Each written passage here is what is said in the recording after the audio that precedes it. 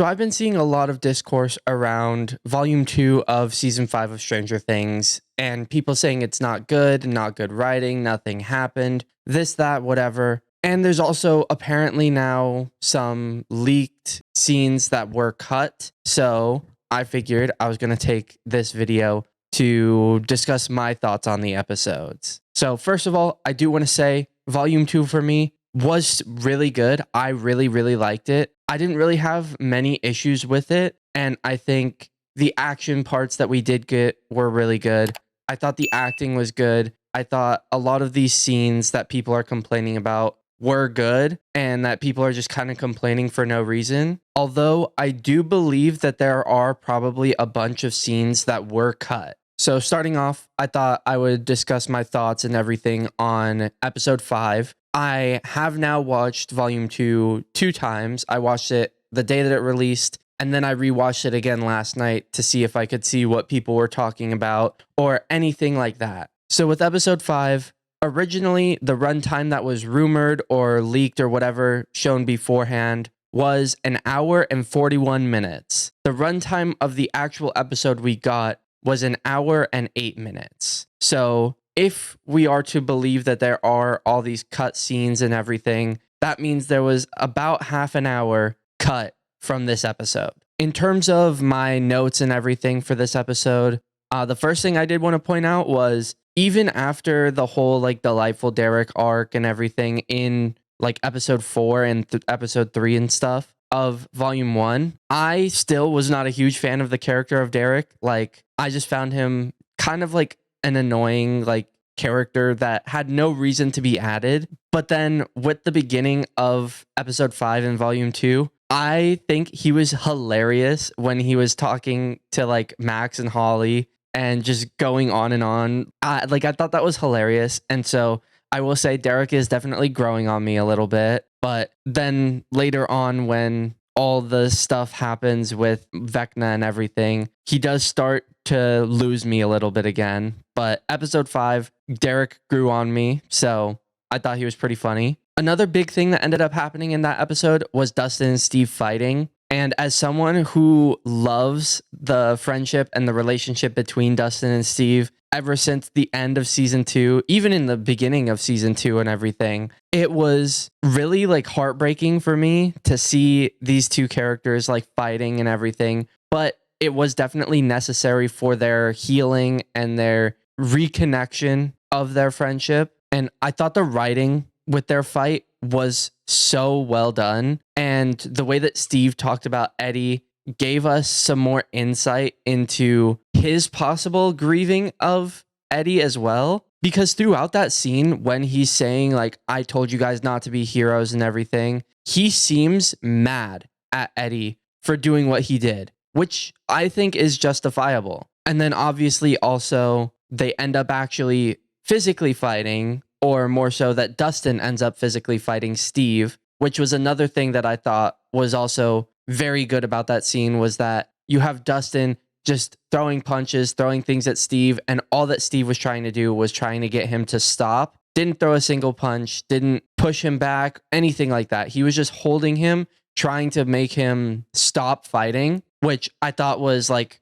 absolutely perfect acting and everything from Gaten and from Joe. Also, another big major part of this episode was the whole like Frankensteining the demo, which I thought was also a really cool thing that like I wouldn't have thought they would do. And it was just like really interesting to see that they were like, oh, why don't we just like shock it back to life and everything like Frankenstein? And I did also think that the scene leading up to that, where we have Robin and Will kind of talking more about Will and how he feels and like how Robin is with Vicky and everything, and the kind of lead up to Will coming out with Robin essentially just telling him like, oh yeah, I had to just like say it to someone to start being more comfortable with myself. And Steve was the one I said it to, which I thought it was really funny, like Will's reaction to that. But I think that also was very helpful to Will leading into obviously episode 7, where we have the coming out scene.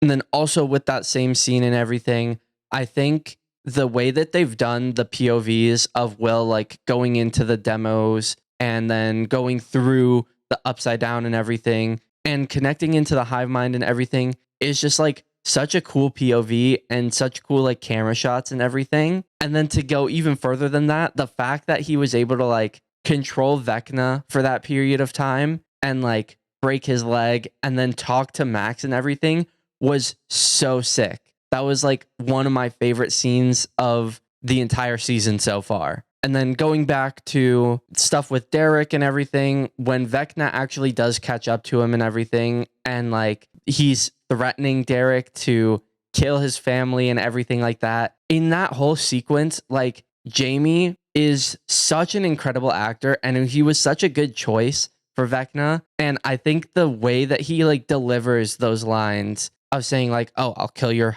dad, your mom, and then your sister, and like the additions that he gives to that, I think was just so incredible. And then also obviously once he finds Holly and Max, him doing the whole switch thing where it's like he like moves his head around and then switches between in the lab suit and as Mr. What's-It, and then also switches to Vecna and everything. I think that whole sequence is just so incredible. And like seeing how they did the behind the scenes was exactly how I thought they did do it. And then also at the end of the sequence where Will takes him over and everything, just him going and like pushing Will out and everything looked really good as well and was super cool. And then I also thought Gaten did such a good job at the end of the episode when he's like freaking out, trying to get a hold of Nancy and Jonathan and telling them to just not shoot the exotic matter. And then also with the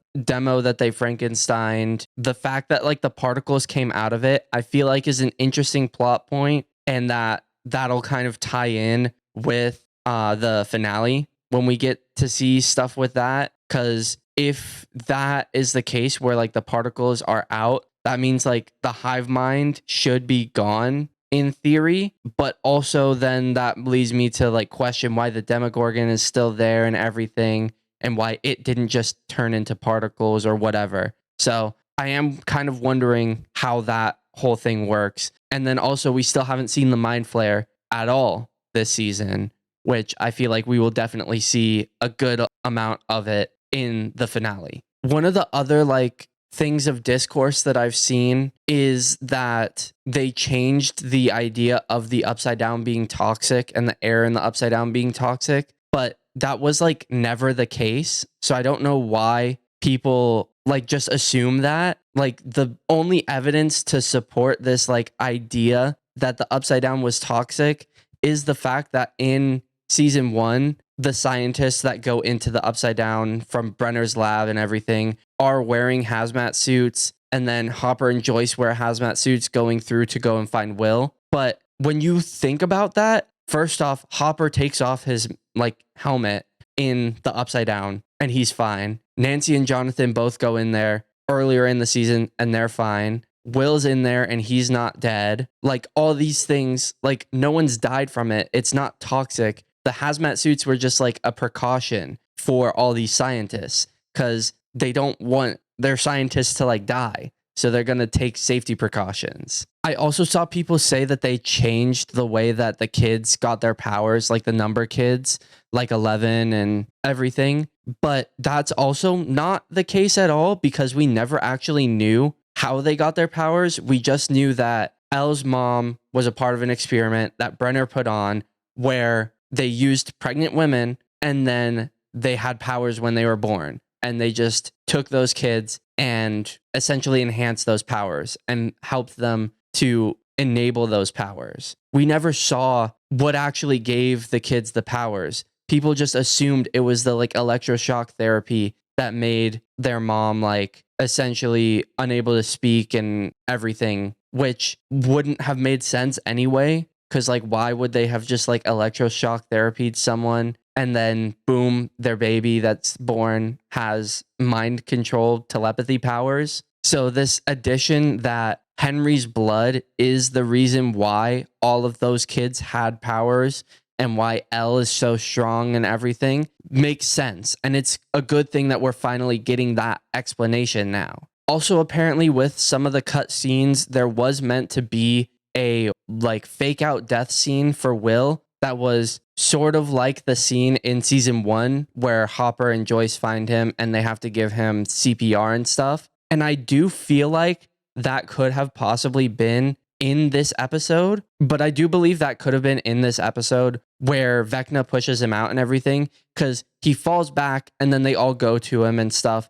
And like, I think you could consider that to be this fake out death scene where he essentially is just like passed out and they're like trying to get him to wake up. So I could understand that being this like fake out death scene that everyone's talking about. But I do feel like it's more likely that it would have been in episode 6 instead of this episode, if it is an actual cut scene and that Will scene where he gets pushed out by Vecna isn't meant to be his fake out death. And then also apparently there is a water safety crew listed in the credits for episode 5, which to me means that either they possibly had scenes that were in episode 6 that were meant to be in episode 5, and there's a lot more cut scenes for episode 6 and everything, and they just kind of paced out the episodes a little bit differently, or that there's cut scenes directly from episode 5 that used Elle in the tub or someone else in a tub, like maybe Will in the tub or something, or some other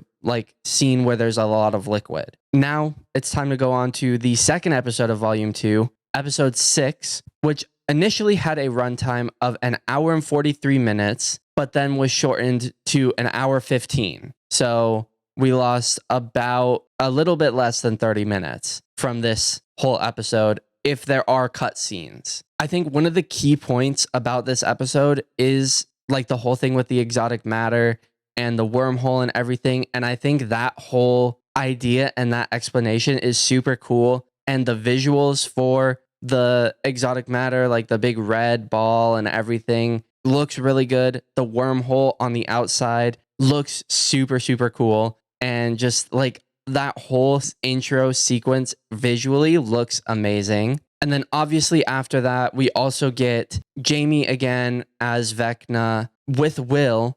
And he is so menacing. He does such a good job at playing Vecna. I do feel like, considering that there's meant to be a bunch of cut scenes of Vecna and Will's relationship, that they would have been in this episode and episode 7, just because it seems that they're connecting even more. And like Vecna tells him how his powers come from him siphoning them off of Vecna, not anything else. It's literally just him siphoning the powers, which also could be explained as something else. I don't know if we'll get an explanation that's different than that. But then also another standout scene for me was Robin explaining the idea of how their minds are trapped in Vecna's mind with the vinyls, and like how we got Should I Stay or Should I Go for Will. We got I Think We're Alone Now for Holly. And then we also got Running Up That Hill for Max. And so she pulled out the vinyls that are kind of songs that have been associated with these characters, especially this season,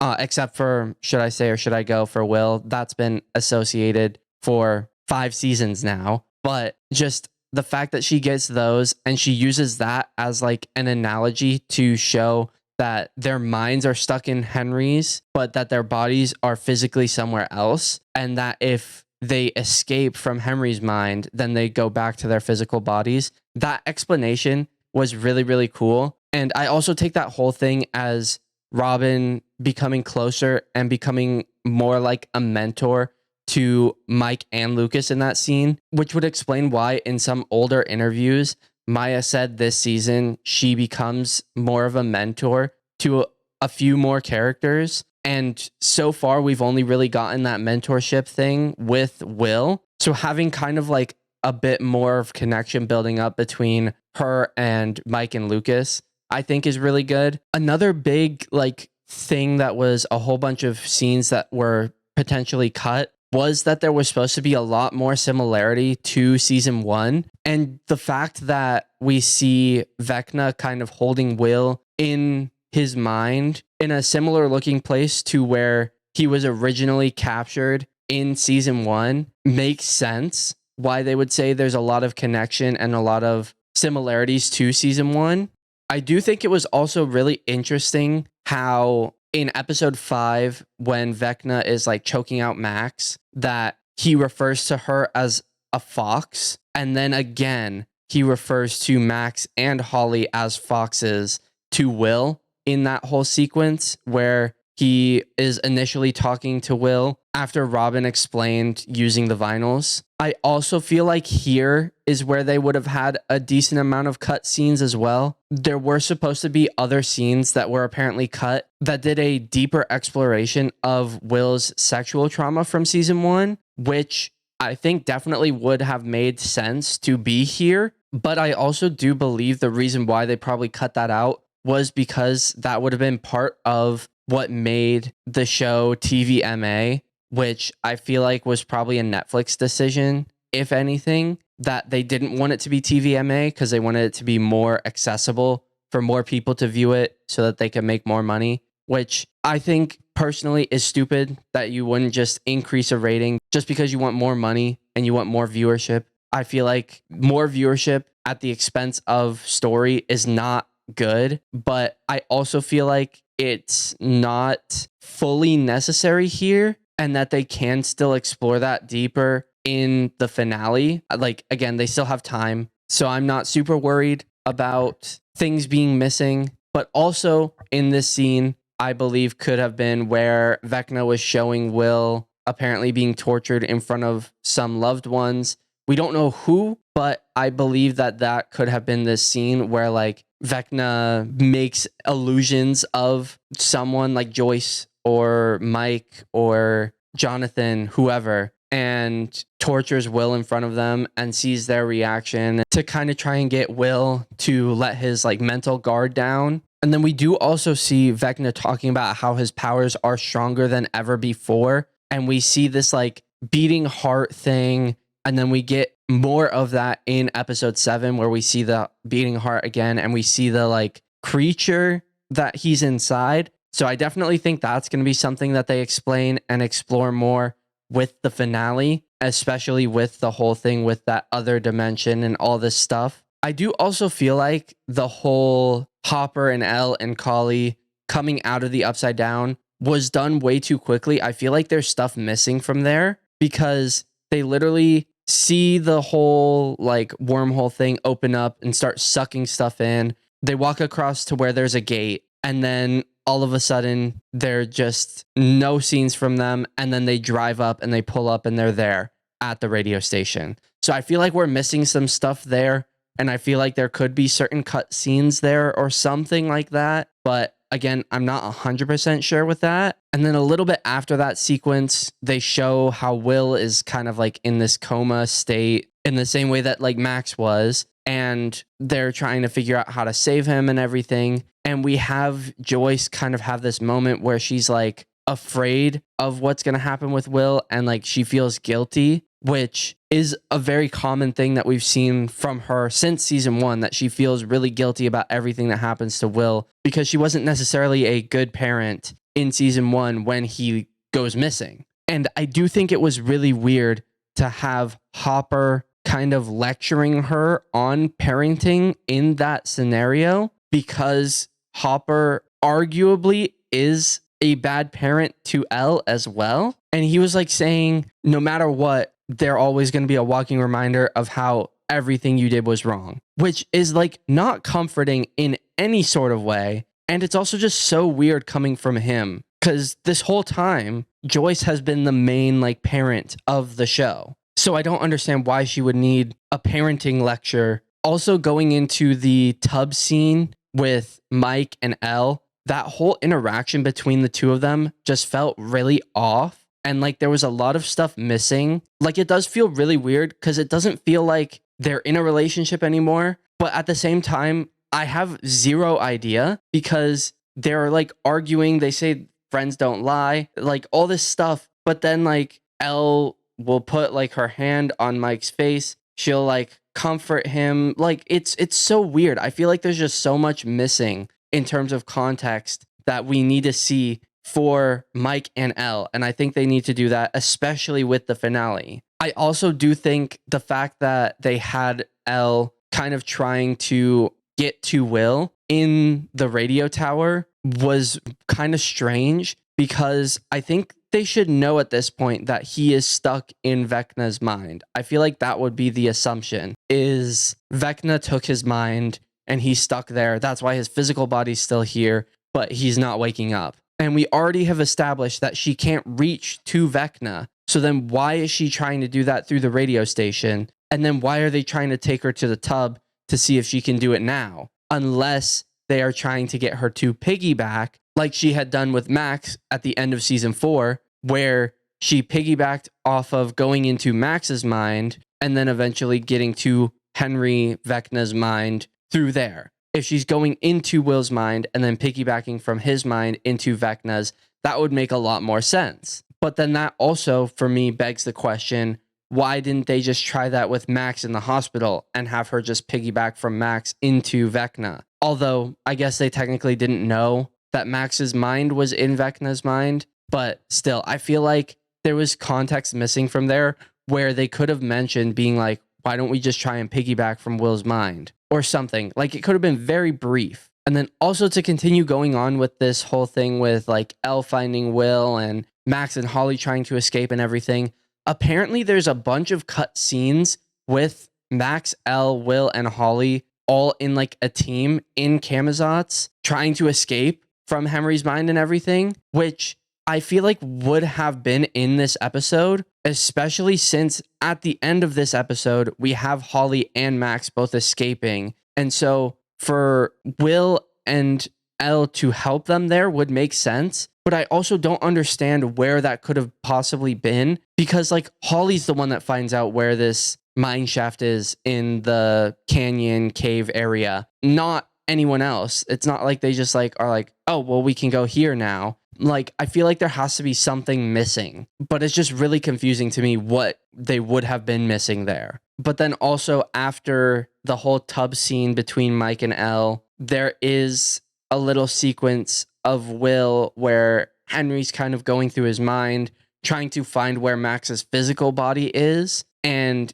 he does say Max there, but also all of that stuff that we're seeing is like added in their post stuff. So they could have had other things there, and they could have had Will have more stuff in that sequence where we have more cut scenes of Will and Vecna and Will's trauma and all of these other things that could have been right there. So I feel like there is stuff missing, especially in episode 6. Episode 5 feels like it stands fairly well without the assumption that there are cut scenes, but episode 6 sometimes feels just all over the place. And then also, obviously, we get the Steve and Dustin makeup scene, which I absolutely loved. I thought it was incredibly well acted by Gaten and Joe. And just the dialogue in that scene is so cool and so good. And then also, I will say, another thing that I've seen people complain about a lot is the Nancy and Jonathan breakup scene and how they were confused as to how it's a breakup. And genuinely, I don't understand why anyone would be confused as to why that's a breakup. It's pretty clear in that sequence that it is a breakup, especially the first time I was like, this is kind of weird. I feel like their relationship is like kind of over now. But watching it again, definitely it's a breakup scene, because we have the whole point is that Nancy and Jonathan are not telling each other the truth, and that they're being suffocated by the idea of not having someone to relate to their trauma, which is why they have been bonded together and stayed together for so long, is because of their shared trauma. And we dive deep into that and dive deep into the things that they don't like about each other, that they haven't been truthful about, where we have Nancy saying she doesn't like The Clash. We have Jonathan saying he doesn't like to read her articles, that he sold her sweater, that she didn't read a book. He didn't read a book, all these things. And then he shows her the ring and he says, will you not marry me? And then she says yes. And then she drops the ring in that sequence. And the fact that they dropped the ring at the end was like the cherry on top, beautiful moment of that scene. And then also just in that sequence, the acting from Natalia and Charlie is so well done. And I genuinely don't understand why anyone's hating on that sequence, because it is so well put together, so well done, and it's very clearly a breakup. also eulogy playing also adds to the fact that it's like the death of a relationship, because that's what we've heard eulogy played over, is like end sequences. And then moving on from that, we see Elle finally going and finding like where Will is, and he's on the bed and everything, and his skin is very pale in that sequence, which is very reminiscent of how they find him in season 1, where he is super, super pale. And to go on with that as well, apparently there was supposed to be a scene that got cut of Mike and Elle going to save Will. So I'm wondering if that would have been there or what, and like how Mike would have tied into there and how he would have even gotten there in the first place. I am really confused about, but I think that's also something that is like, I don't understand where this would have gone. Also, then when Max and Holly are both escaping at the end and they get into that mine shaft and everything, and we see this man with the gun and everything, and Henry goes up to him, I feel like we needed more explanation of, one, who that man is, and two, what was in that briefcase that Henry stole essentially from that guy, which I would assume is whatever ends up giving him the powers, whether it's blood, mind flare, particles, whatever the case it is. I think there was meant to be more scenes of that, and that possibly from that sequence, it could have tied into some of these apparent cut scenes of Will with young Henry, which there's apparently like BTS photos and stuff of scenes that didn't get actualized. So unless that's going to be in the finale, then I feel like it would have been at this moment. And then also we were supposed to see Patty Newby apparently, which I feel like also would have been around that moment of a sequence, or more so of them exploring more things in Henry's mind or whatever. But also that could be in the finale as well. I don't know. And then I will also say just the whole sequence where Elle actually gets Will out and everything felt like it was missing something, and it was just confusing to me. But again, that could possibly be where some of these cut scenes, maybe their team up with Max and Holly as well, could have been here, or more Vecna Wilth stuff. Who knows? And then also the whole sequence of Lucas holding and carrying Max, running through the hospital, and then getting into the elevator, kicking the demo, like all that stuff. So sick. So well done. And amazing performances. And then also that very end sequence where we actually have Holly and Max like escaping, and Holly's being given this big speech by Max and everything, I feel like was very repetitive. And it did also feel like there was parts missing from it. And I feel like the repetitiveness of it was because they had other pieces planned to be in there that got cut in some way, shape, or form, because she's like essentially telling her like 3 times over, you are Holly the heroic. You just need to find something to help you get out. I never needed music, which also doesn't make sense because she lost her chance to get out when Kate Bush stopped playing in volume 1 when we see that. So the fact that this idea that she didn't need music to get out, I feel like means that there's something missing that we didn't get to see that could have come from this like Will, Elle, her, and Holly team up thing. There's also apparently a whole cut plot line of Eleven and Max reuniting in Camazotz in Henry's mind and everything, but it would have had to be in this episode because then episode 7, she's already out. And so unless there were scenes cut from the intro of episode 7 and that her actually finally getting out wasn't the introduction of episode 7 originally, but who knows, honestly. And now finally getting to episode 7, the second to last episode of the season, the last one in volume 2. The original rumored runtime was an hour and 58 minutes. And our final runtime that we actually got was an hour and 6. So we lost almost a full hour worth of stuff in just this one episode, which I feel like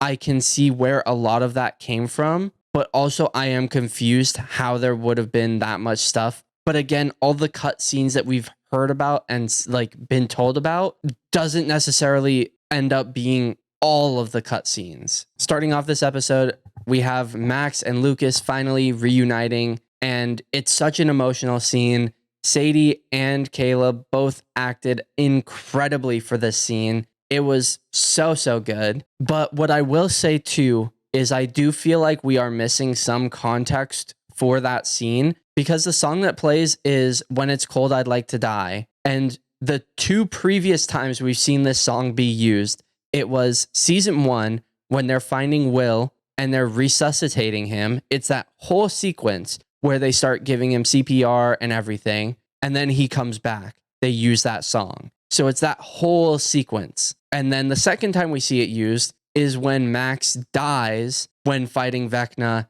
in the Creel house at the end of season 4. And it's that entire sequence as well. The whole time where she's still alive and then where she technically ends up dying. So it's used in context where there's someone who is either dying or dead and being brought back to life. So I feel like the fact that it's that the song starts playing once she's awake and she's talked to Lucas and everything, I feel like that was just not meant to be there. I feel like it's a weird song choice for that moment. Or it could also just be like a payoff tie back to how the song is used for Max's like death in season 4. When rewatching it again, I will say Elle's reaction to Max being back isn't necessarily like a bad reaction to me. I feel like people are complaining about it more than they should be, just because it still feels right in that scene. The way that she says like, you're really here, because obviously they know that like they're going to the hospital because all of this stuff and Max and everything. And so they know Max is coming back. So that could explain why she's like, oh, you're really here. Although I feel like that scene may have been shortened in post and that there may have been more stuff that was supposed to be in it. And then another thing a lot of people were complaining about was that she's not surprised at Hopper being back. But that also I feel like could just be explained by like she woke up, they explained to her like some of the stuff that happened and it just kind of happened off screen, or just that it's not really that big of a surprise or a big deal because she was never super close with Hopper either. So for me, it's not a huge deal, although it kind of would have been cool to have her have like a, oh my gosh, you're alive kind of like quick little thing. Also, once we see Holly like waking up and everything, and she's got the like vine in her mouth and all this stuff,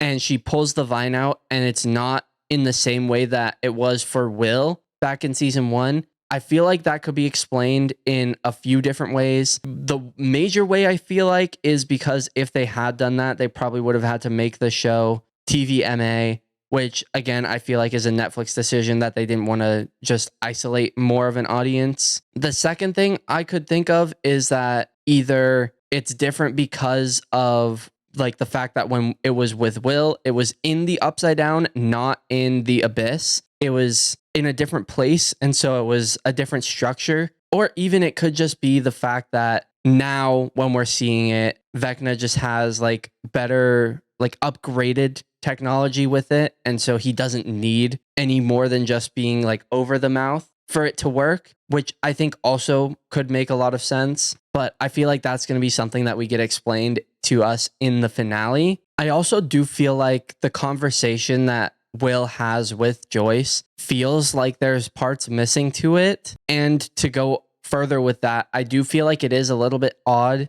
that everyone else, like Mike, Elle, Kali, Hopper, they all went to the hospital to see Max, but then Will and Joyce decided to just stay back. Like, I feel like that was really random and weird. Granted, again, Will did just wake up or whatever, but still, I feel like they should have gone, especially with how much of a connection Will seems to have with Max in this season. Another thing that for me just felt like a little bit odd was how when they went and Eleven like broke the cameras for them to be able to go into the Upside Down and stuff, that it like cut from Hopper saying like, you're overthinking it, to the guards watching the security cameras, to the cameras like malfunctioning, to the cameras being broken, and Elle using her powers. I feel like that was just like an unnecessary cut. And I feel like maybe it's because there was extra stuff there for some reason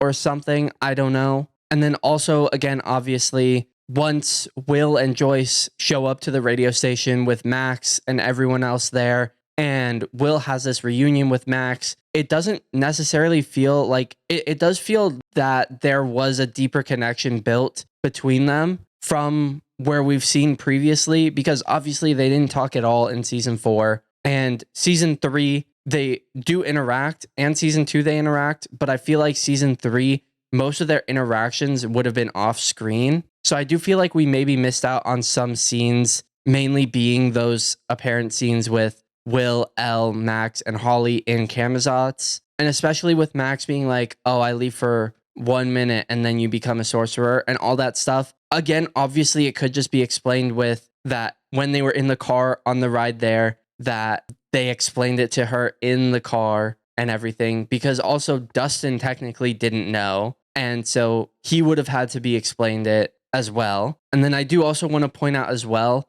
I think people are forgetting how in volume 1, we see Will being like the only one with Lucas at the hospital visiting Max. And like he's specifically there with Lucas to visit Max. So I do feel like there is that connection between them that has already been pre-established that people just like are choosing to ignore. And then also one of my favorite scenes of this whole episode was the whole sequence of them explaining the wormhole and the exotic matter and everything and like their planning, which to me felt very reminiscent of how Avengers Endgame, they planned to go back in time and get the Infinity Stones and stuff. Like that's what that scene felt like to me. And in this scene, the cringy dialogue that a lot of people are complaining about and that has been prevalent in the other episodes too, is what makes the Stranger Things show so fun, because it's the 80s. They have cringy dialogue because it's based in the 80s. They're going to say stuff based in the times. And then also just like the fact that they constantly like build off each other when they're planning is so cool. That's one of the coolest parts of the show. So I don't understand why people are complaining about there being cringy dialogue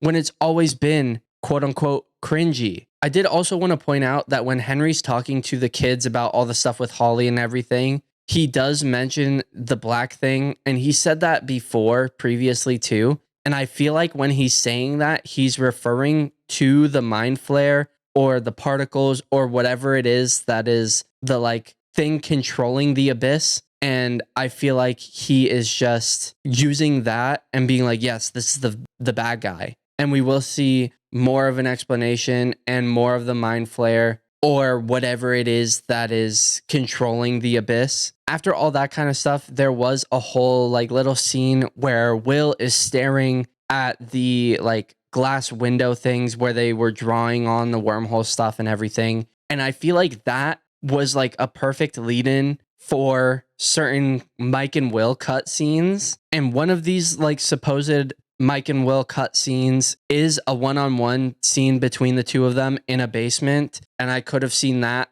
being there either before or after or during his like whole like staring out. There's also supposed to be a scene between the two of them with the song Just Like Heaven by The Cure playing. And I feel like that scene probably fits the best here. And it would have been right after we have the whole Joyce and Hopper conversation where Hopper says, I can't lose her about Elle. And then it cuts to Will. I feel like right in between that and the Will scene could have been where they put the Just Like Heaven scene. And then another thing I do think is significant is there's this whole scene where Mike is building a bomb and he's playing a song by the Butthole Surfers. And apparently some of these cut scenes were supposed to give Mike and Robin a deeper relationship, and it would have explained why they start arguing about the song that Mike chooses. But I also feel like that wouldn't have been necessary because I feel like we already kind of established that they have a bit more of a connection and relationship now,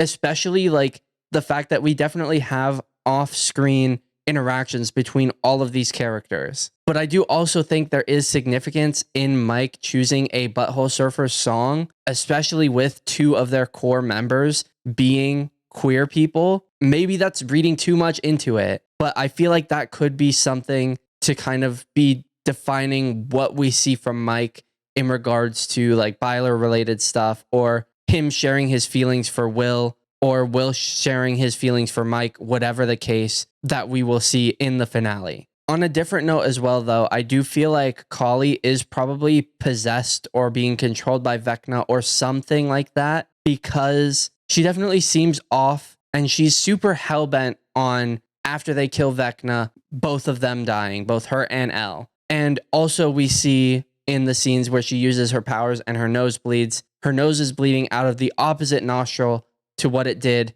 in season 2 when we last saw her. And also something that I saw someone point out that I went back and I rewatched and I saw was that when she wipes the blood from her nose, she wipes it in the same way that Vecna and Will do. Because they wipe it like this, but then the way that Elle does it and the way that Kali did it in season 2 was they wiped this way. So they wiped like kind of outwards, and Will and Vecna both wipe inwards, which I think is a very interesting point that I'm glad that I saw someone make, that I went back and I saw, because I feel like that definitely means that there's something up with her. And now for the main thing that everyone's probably been waiting for, my thoughts on the Will coming out scene at the end of episode 7. And I personally thought it was incredible. I thought it was an amazingly done scene. People are complaining that it feels forced, and that's because it is. Will explains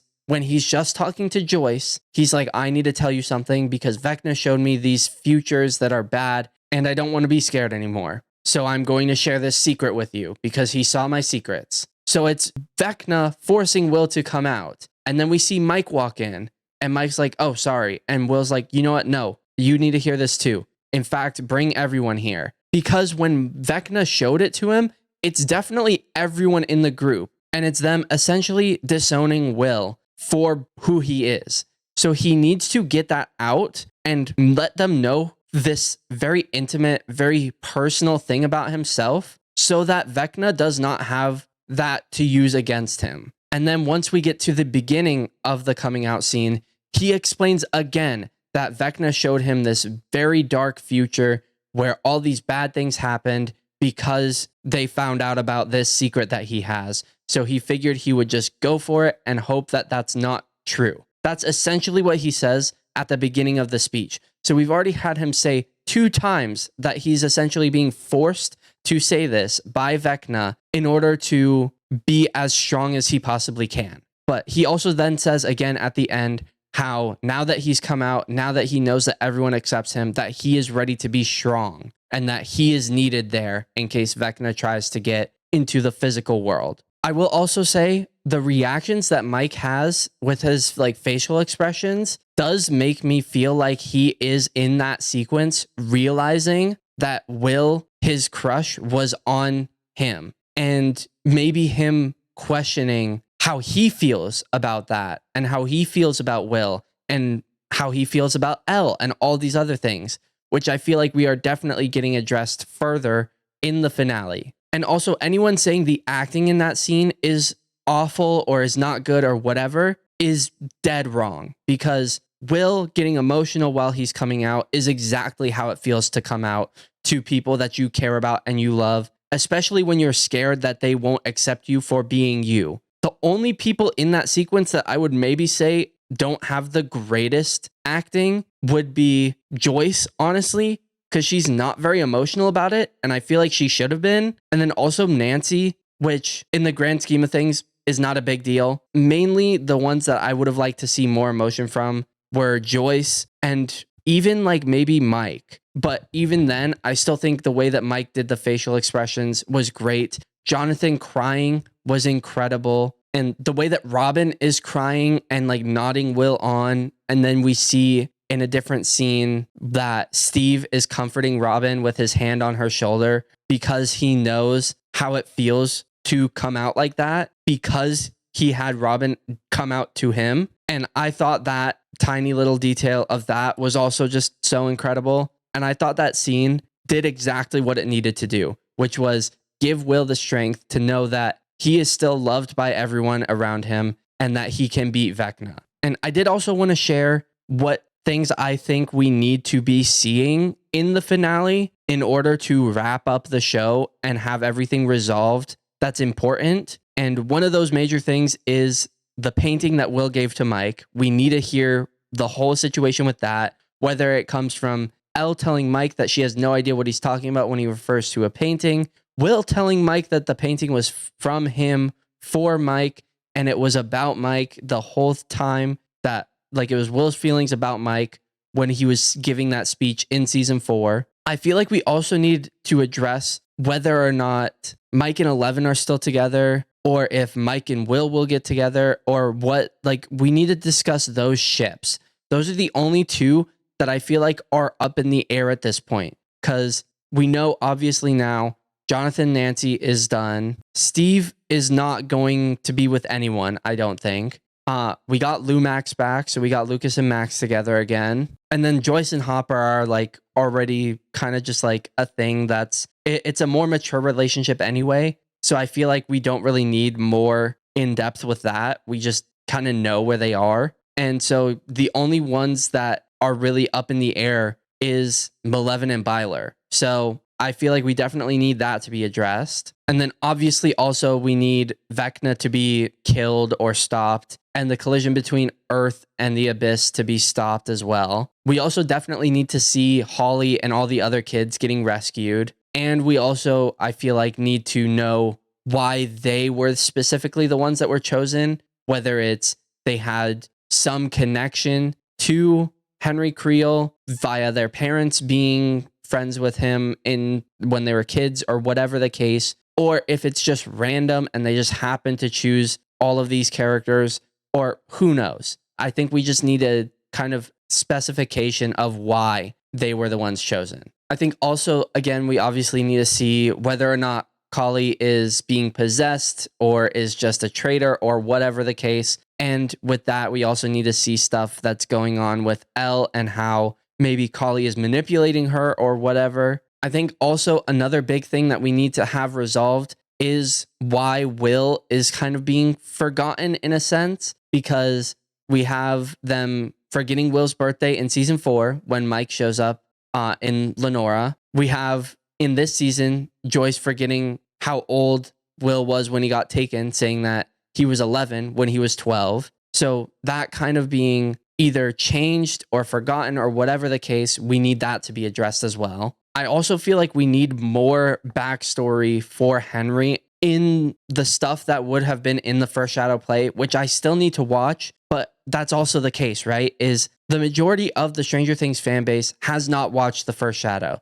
So to include stuff that would only be in the first Shadow in their final season, I feel like just isn't that smart. And I feel like we are definitely going to see more backstory for Henry in the finale. And then also another thing that like I'm just kind of confused about, and I want them to just kind of address really quickly, maybe at the end of the episode in the finale, is where Dr. Owens is. Because we see him in season 4 and he's in the Nina Project place. But then like, did they kill him? What happened? Because we see those military guys that were there at the Nina Project coming back for season 5, but we don't see Owens again. So I feel like that needs to be addressed at some point as well. And then one last final thing before ending off this video, I did also want to say that I saw earlier today a theory that possibly what we're seeing in volume 2 is stuff that is being affected by the Vecna's curse of forgetting Will and stuff like that, and goes along with the theory of like them forgetting his birthday, forgetting how old he is, or whatever the case. The idea that there are pieces that we just didn't see because Henry is the narrator of season 5. I feel like that's a cool theory, and that apparently they may release, or I guess re-release, episodes 5, 6, and 7 with those extended runtimes with the cut scenes. And that's because we now have the context behind everything, and that Vecna is like gone essentially. So I do think that's a cool theory. Do I think it'll happen? No. But if it does, it would be absolutely insane. But yeah, with that all being said, I will see you guys in the next video. and stay tuned for my full Stranger Things season 5 review, because we do have that finale in just a couple days now. And after that comes out, I will be doing a full review. I've been reviewing it every time a new volume releases. So again, stay tuned for that. That should be in the next few days, and I'll see you guys in the next one.